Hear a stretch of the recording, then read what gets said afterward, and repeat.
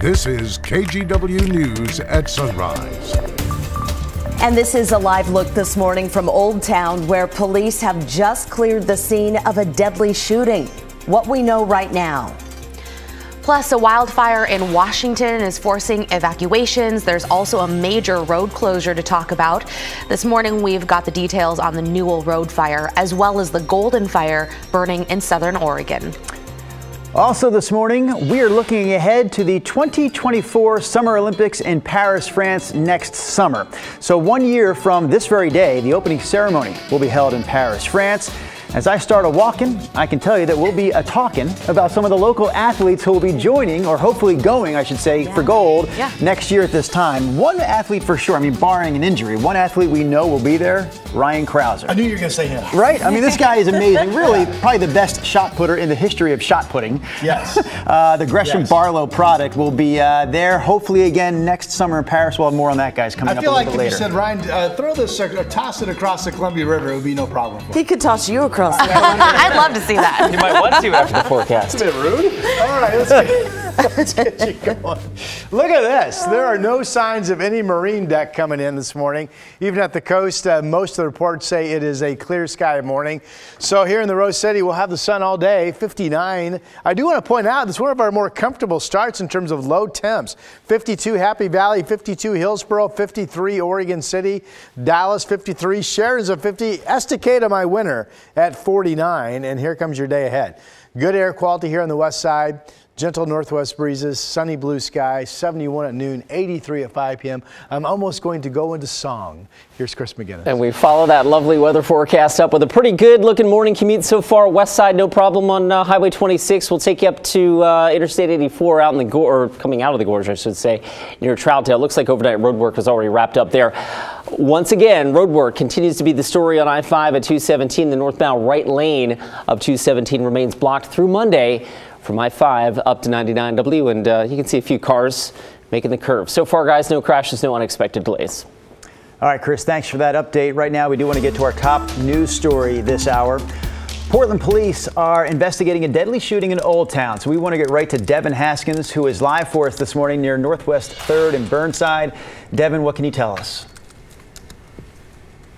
Yeah, Drew, right now police have cleared the scene from that deadly shooting.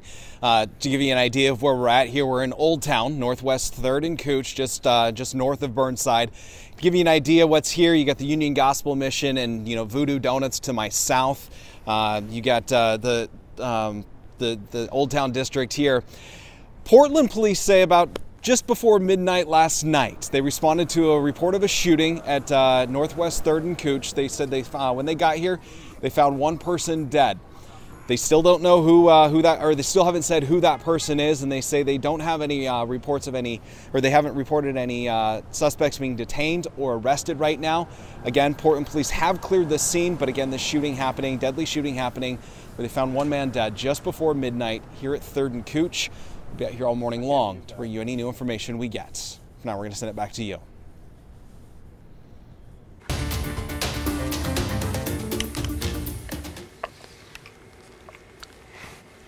A teen now connected to two separate crimes in Portland is expected to appear in court again today. Julius Whitehurst is facing charges for a shooting and police chase this week and a deadly crash in early July. He pleaded not guilty to all charges during his first court appearance yesterday. That includes charges related to a crash on July 5th in southeast Portland. Two teens died. Two others went to the hospital. Authorities say Whitehurst was driving one of the cars and ran from the scene. Then early Monday morning, police say Whitehurst was involved in a shooting in northeast Portland. He ran from that scene as well, but was eventually captured by police. Today's hearing will determine if Whitehurst will remain in custody until his trial. And also this morning, we're following developments on the deadly hospital shooting over the weekend. We now know the shooter, Pontiac's Cals, had a history of physically abusing and threatening his children and partner who'd just given birth at that hospital. A court documents show Ashley Heil had been in a relationship with Cals since 2012. She filed a restraining order against him in April of this year. A judge dismissed that order in June because Heil didn't show up for court. The documents also detail allegations that Cowles physically abused their 8-year-old daughter.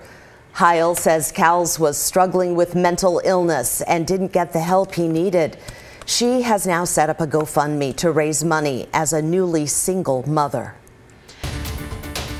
People living in Northeast Portland are still finding and picking up debris and ash from the fire that broke out at a former Kmart building 1 week ago. We reported asbestos was found in some debris last week, but after more testing, the EPA is now saying there is little to no risk from asbestos either in debris or the air. Officials say 16 air samples and 11 debris samples were tested. Nothing was found. An EPA official told us over the phone that Portland Parks and Rec's initial testing wasn't, quote, done to EPA specs, and said they didn't know if initial reports were reliable. People living in the area say they're not impressed with how the situation was handled. I would have loved to have seen an equitable response to what, Ted Wheeler would want in his own neighborhood. Like if it was a more affluent neighborhood, I think there would be a different kind of response. Officials say people are still responsible for cleaning up debris on their own property. They suggest wetting down that debris first before throwing it away. We're also keeping an eye on wildfires this morning. We're going to start in Washington with the Newell Road fire. It forced WashDOT to close 70 miles of SR 14 between mileposts 97 and 167. The latest update on this fire came in at 10 o'clock last night. Here are some of the details. The fire has burned almost 60,000 acres at this point and is 40% contained.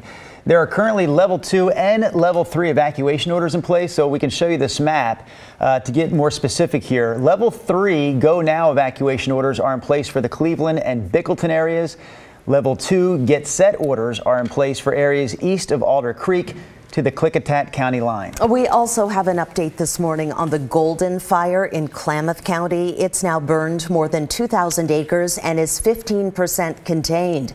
The Oregon State Fire Marshal says the fire burned 43 outbuildings, most of them on the day the fire first started back on July 22nd. And I know, Rod, you've been looking at, all these advisories and the smoke that's been happening at other parts. So it's the Bedrock fire still. That's the one burning some 20 miles east of Eugene up in the Cascades. It's producing just one heck of a smoke show over to Deschutes County and other parts of Oregon. And that brings us to the air quality alert. We talked about this yesterday. It's the same alert. It's still posted at this point through tonight into early tomorrow morning. It may be extended. But there's Deschutes County, Lakeview, and there is Medford. Yesterday, we also had unhealthy air reports up into Jefferson County, including the Madras area, but those numbers look to be okay this morning.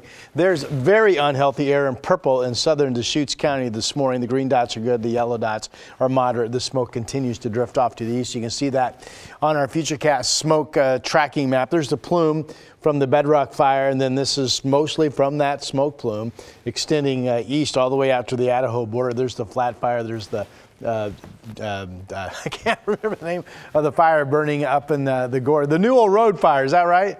Thank you. Drew's like, you got it, Rod. Thank you very much. Okay, here comes the satellite picture. We've got a storm system well up into Canada. That's the one that gave us the little dribbles of rain earlier in the week. So with that long gone to our north, we have a completely dry forecast expected. No marine layer out there showing up this morning. Skies are clear. It's going to be a beautiful, comfortable day. 59 degrees outside right now in Portland. 50 up in Astoria. Partly cloudy skies being reported. 50 in Bend. 55 over in Baker City. Here comes the valley forecast.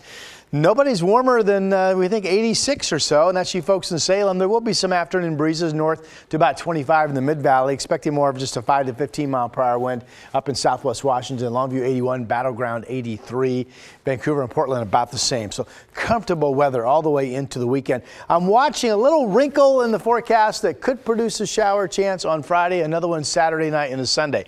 Now keep in mind, this time of the year, most rain chances simply never happen. So this time of the year, it's kind of like, is there any rain chance? You put it on the 7-day, but we'll just keep watching that. Tuesday's the first day of August. That's our next day that shows the potential of some hot weather with a high of 91 degrees. That's your forecast for now. All right, Rod, thank you.